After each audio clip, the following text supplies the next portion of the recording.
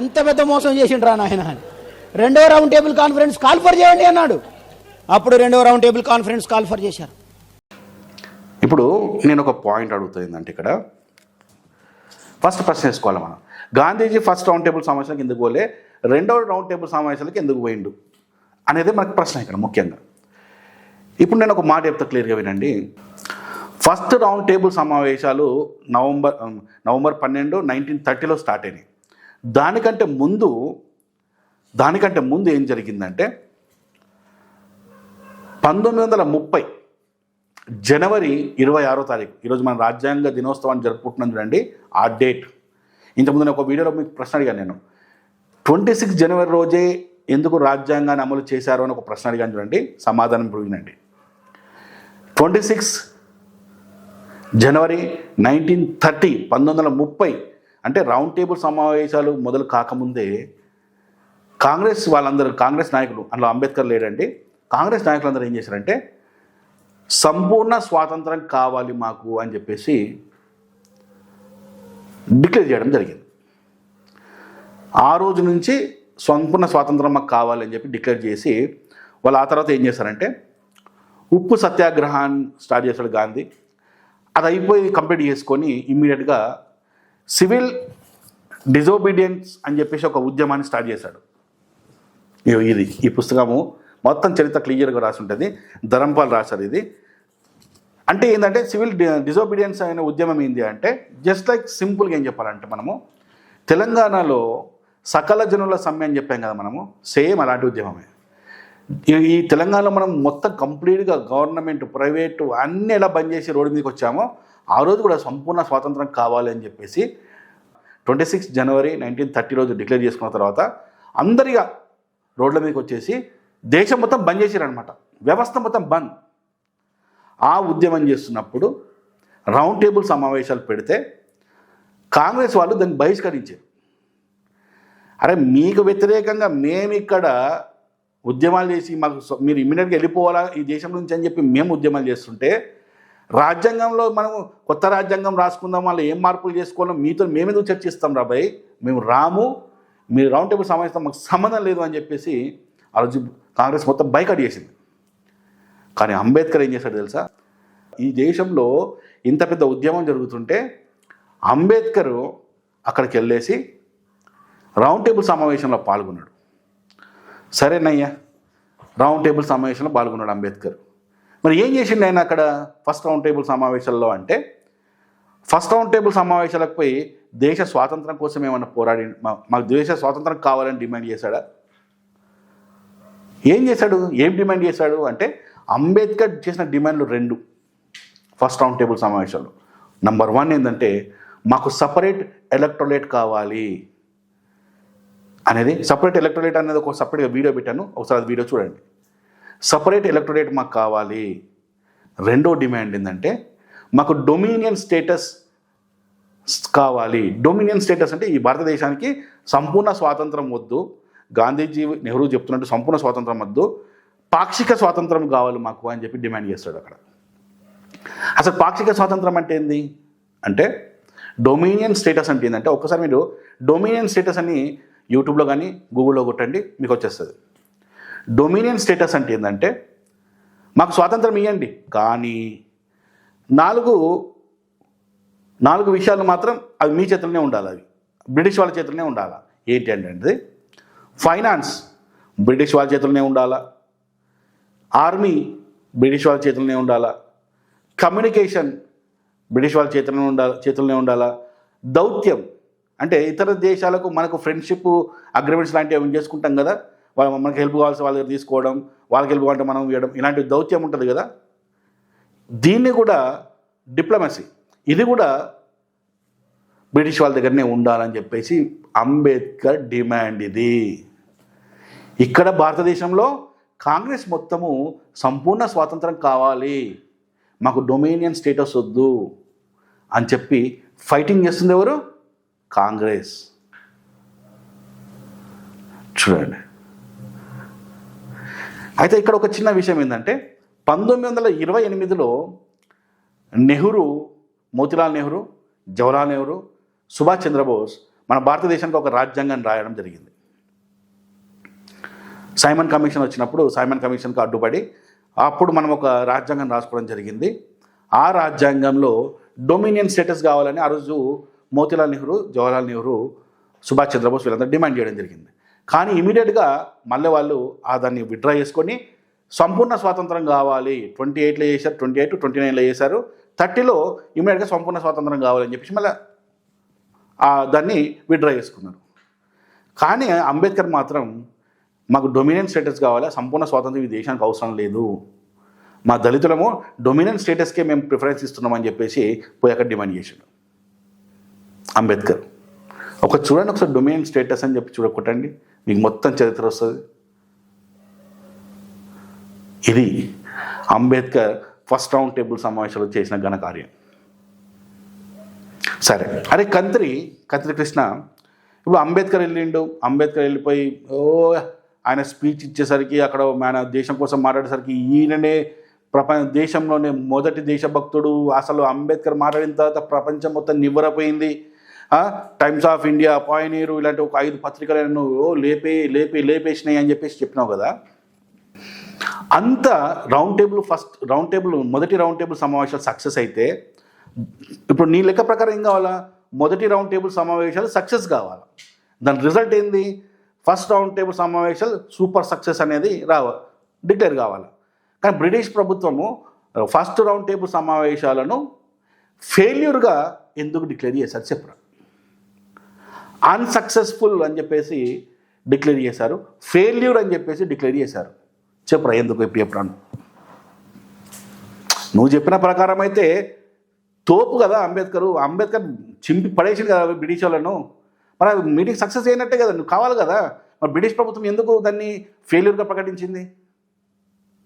ఫెయిల్యూర్గా ప్రకటించడమే కాకుండా ఇమీడియట్గా అక్కడ ఉన్న బ్రిటిష్ ప్రభుత్వం ఏం చేసింది తెలుసా?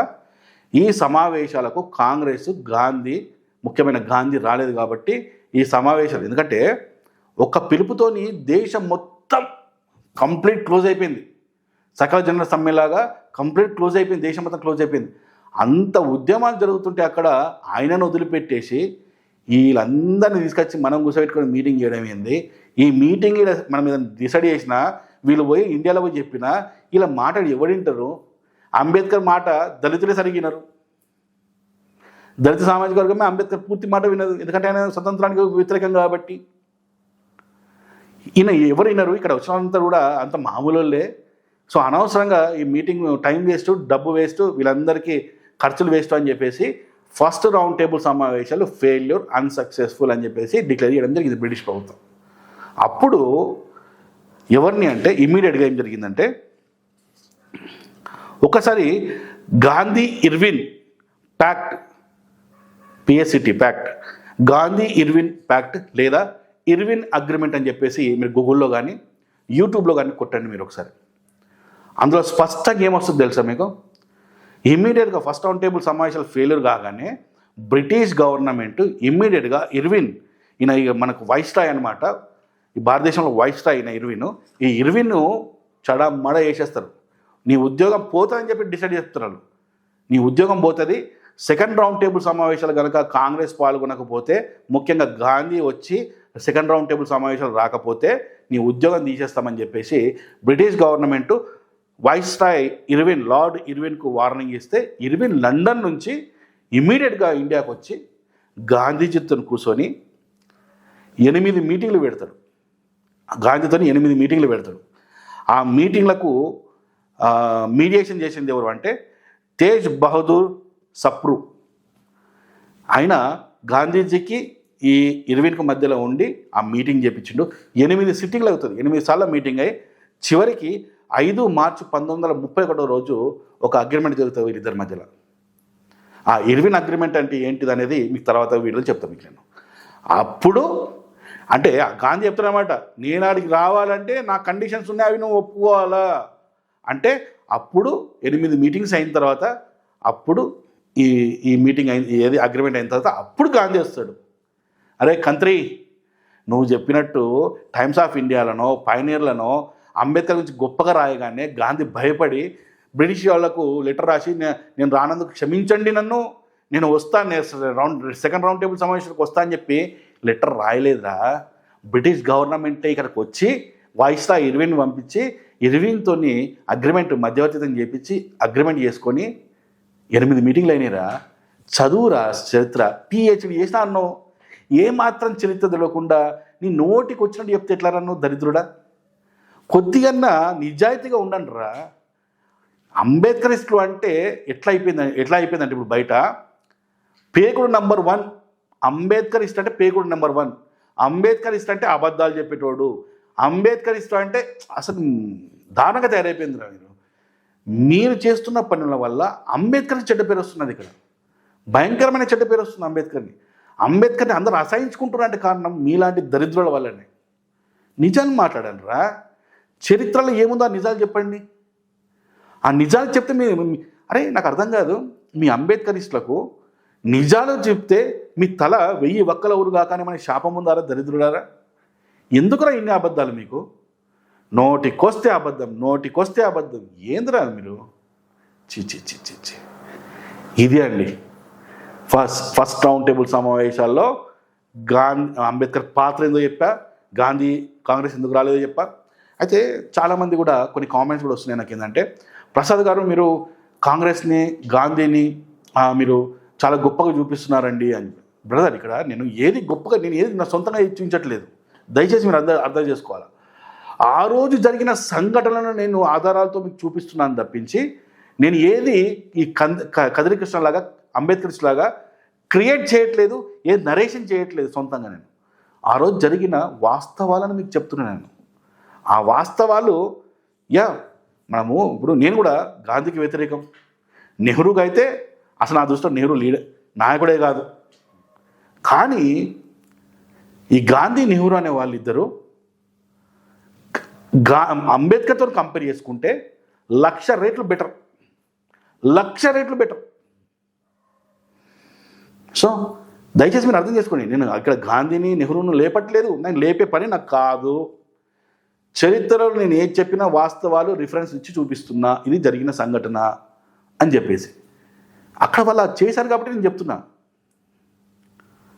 ఇక్కడ నా ఇంటెన్షన్ ఏంటంటే నిజంగా చరిత్రలో అంబేద్కర్ ఏం చేశాడు, కాంగ్రెస్ ఏం చేసింది, గాంధీ ఏం చేశాడు, నెహ్రూ ఏం చేశాడు అని చూపిస్తున్నాను నేను. అంతే, అర్థం చేసుకోండి మీరు. 1,00,000 రెట్లు బెటర్ నెహ్రూ. నాకు నెహ్రూ అంటే అసహ్యం నాకు. కానీ నెహ్రూ, గాంధీ, అంబేద్కర్ కంటే 1,00,000 రెట్లు బెటర్. సో ఇది కంత్రి కృష్ణ, నీకు నేను ఇలా కొన్ని సవాళ్ళు ఇస్తాను నీకు. నువ్వు ఖచ్చితంగా సవాళ్ళకు సమాధానాన్ని చెప్పాలి. కంత్రి కృష్ణనే కాదు, ఈ వీడియో చూస్తున్న అంబేద్కరిస్టులు కూడా ఖచ్చితంగా నేను అడిగిన వాటికి సమాధానాలు చెప్పాలి. నా నంబరు పైన లోగోలో నా నంబర్ ఉంది. నా నంబర్ కూడా కింద కూడా వస్తుందో చూడండి, కింద కూడా ఉంది. ఇక నా నంబర్ అయితే అందరికీ తెలిసిన విషయమే. డిస్క్రిప్షన్లో కూడా నా నంబర్ ఉంది. అందరూ కూడా చూడండి. అండ్ ఇంకోటి, అందరికీ ఈ వీడియో ముగించే ముందు ఒక మాట, ఇంకో రిక్వెస్ట్ అందరికీ, దయచేసి అందరూ సబ్స్క్రైబ్ చేయండి. అలాగే మీ ఫ్రెండ్స్తోని సబ్స్క్రైబ్ కూడా చేయించండి, షేర్ చేయండి. బ్రదర్, ఇంత ఇన్ఫర్మేషను, ఇంత డాటా మీకు నేను ఇవ్వడానికి ఎంత కష్టపడుతున్నానో మీరు అర్థం చేసుకోండి. మీ అందరూ కూడా సబ్స్క్రైబ్ చేస్తే వ్యూస్ ఎక్కువ వచ్చి నేను చెప్తున్న విషయము చాలామందికి చేరుకుంటే చాలా సంతోషంగా ఉంటుంది. ఎందుకంటే ఈ 75 సంవత్సరాలుగా మనం అబద్ధంలో బ్రతికినాం. నిజాన్ని తెలుసుకుందాం. ఆ నిజాన్ని ఈ దేశంలో ఉన్న అందరికీ తెలియజేద్దాం. మనం ఏదైతే ఈరోజు గౌరవం ఇస్తున్నామో అంబేద్కర్కి, అంత గౌరవాన్ని, అంత ప్రేమను స్వీకరించే అర్హత అంబేద్కర్కు లేదు. ఇది ప్రతి ఒక్కరు గమనించండి. ఇది ఓపెన్ స్టేట్మెంట్ నాది. ఇప్పుడు మంచి చేసినప్పుడు ఖచ్చితంగా మంచి అని చెప్దాం. అంబేద్కరు మంచి చేస్తే ఆ మంచి చేసిన వీడియోస్ కూడా ఏమైనా వస్తే నేను ఖచ్చితంగా పెడతాను. నేను అంబేద్కర్ చరిత్ర అవన్నీ రీసెర్చ్ చేస్తున్నా కాబట్టి ఆయన ఈ దేశం కోసం ఏమైనా మంచి చేస్తే ఖచ్చితంగా వాటి గురించి కూడా నేను వీడియోలో తెలియజేస్తా. ఖచ్చితంగా మనం వాటి గురించి కూడా మాట్లాడదాం. Okay, thank you brothers. జై శ్రీరామ్.